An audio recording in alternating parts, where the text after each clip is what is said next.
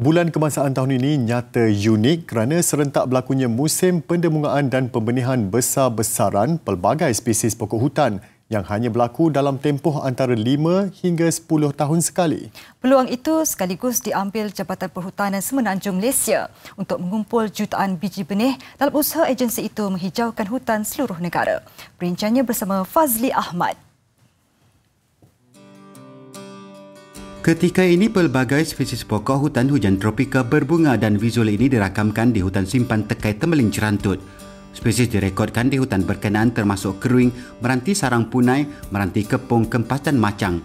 Kali terakhir terjadi pada 2013 dan fenomena semula jadi ini dipengaruhi faktor cuaca.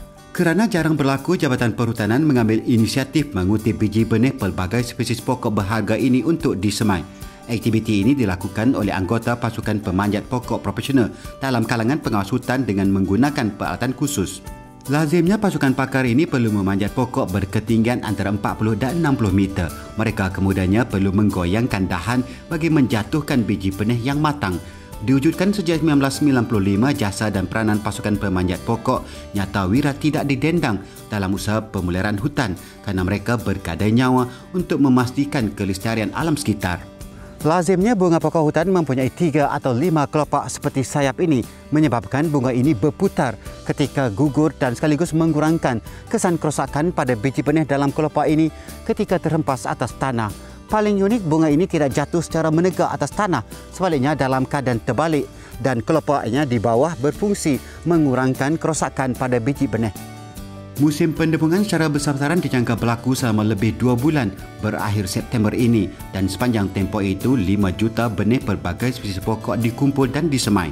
Benih jenis recalcitrant sensitif kepada kelembapan. Kalau kat hutan dia tinggal ni sama ada dia buruk, rosak kerana hujan ataupun reput begitu sajalah. So balik kita segera kita buang sayap dia ni, okey, dan kita terus semai dia di tapak semaian. So kita mengambil peluang mengutip semua biji-biji benih yang ada sebagai stok bahan tanaman untuk menjayakan program. Selain itu kita juga akan membuat bahan stok tanaman di tapak semaian bagi menanam kawasan-kawasan terbuka, kawasan-kawasan bukan pembalakan. 95% benih di semai akan tumbuh dan selepas 2 tahun semaian itu akan ditanam kembali di kawasan hutan. Fazli Ahmad, TV3.